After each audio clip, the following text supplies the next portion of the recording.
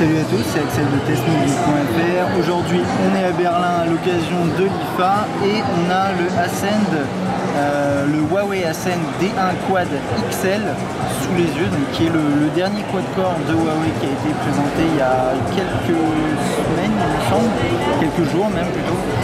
Donc c'est un 1,4 GHz en quad-core. Il tourne sur Android 4.0.4 là dans cette version ici. On a 8 Go de mémoire interne, on peut rajouter jusqu'à 32 Go via micro SD, on a 1 Go de RAM, ce qui est pas mal. On a un écran 4.5 pouces de résolution HD, donc c'est du 720p ici. Que dire de plus? On a un dual flash LED et un appareil photo 8 mégapixels.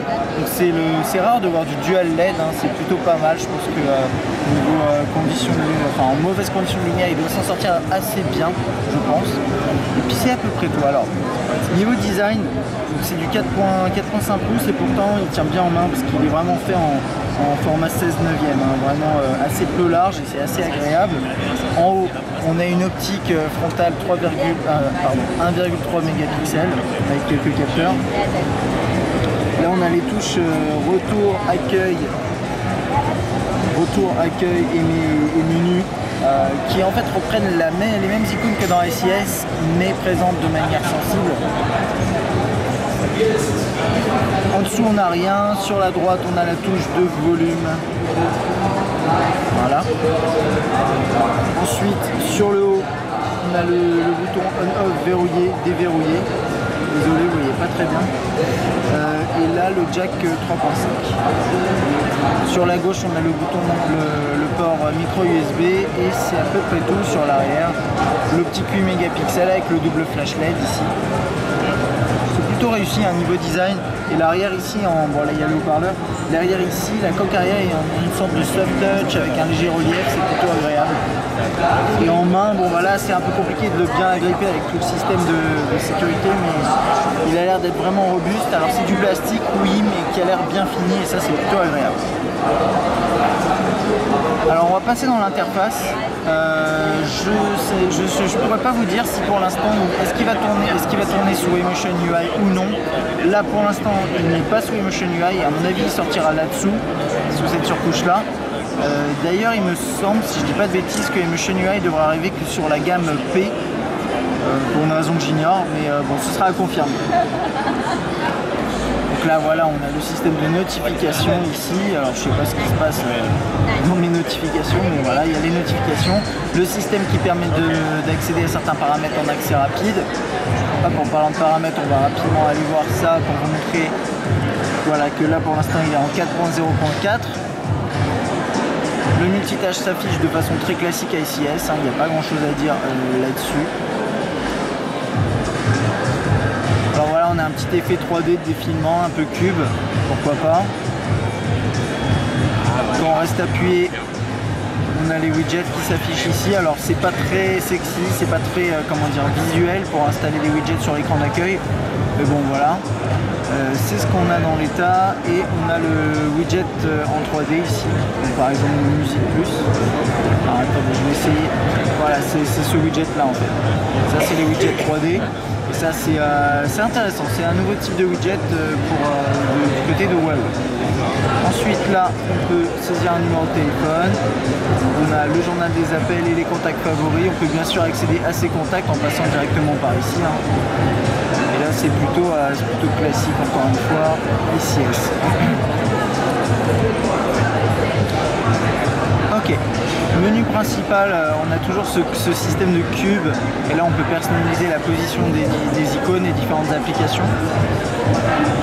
Donc on a pas mal de choses, hein. Bon je ne vais pas passer tout en revue, hein. C'est pas forcément le but ici lors d'une prise en main.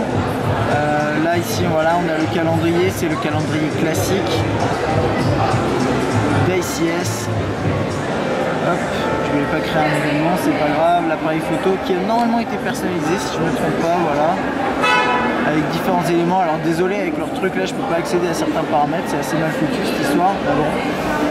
Voilà, là quelques effets assez rigolos, gros nez, etc. Donc ça c'est les effets qu'on a dans SIS et qui sont présentés d'une manière différente. Ici, d'autres effets.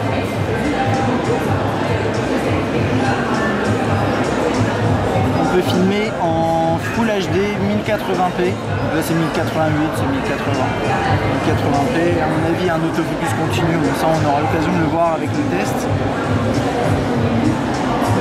Que dire de plus, hein, c'est à peu près tout, c'est un appareil qui a l'air intéressant. Déjà il est très réactif, quand on le manipule il n'y a pas de souci, mais ça c'est, on va dire c'est la moindre des choses pour un quad-core. Ce qui sera intéressant de voir, c'est ensuite faire des benchmarks dans la version commerciale, c'est tester sur le web comment ça tourne. On peut du coup peut-être en profiter pour rapidement aller sur le net si internet fonctionne. Ça j'en suis pas si sûr que ça.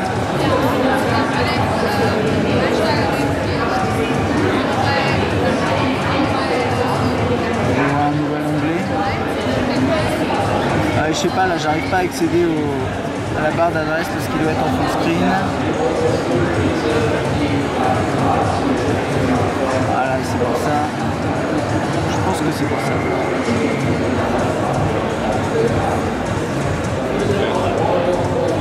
On va essayer rapidement d'aller sur test mobile, hein, histoire de voir un peu comment il s'en sort.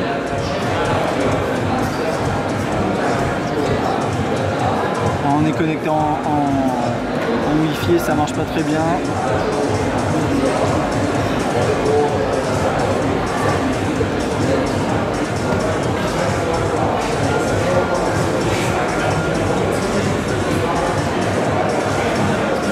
Ah ouais, désolé, c'est chargé. Je suis un peu impatient là de voir comment ça s'affiche.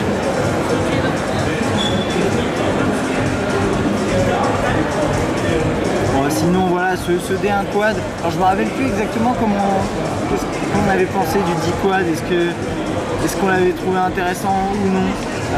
Quoi qu'il en soit, sur celui-là, ce qui est à noter, c'est une surcouche légère comme sur la plupart des terminaux Android Huawei, à part ce sous Emotion UI.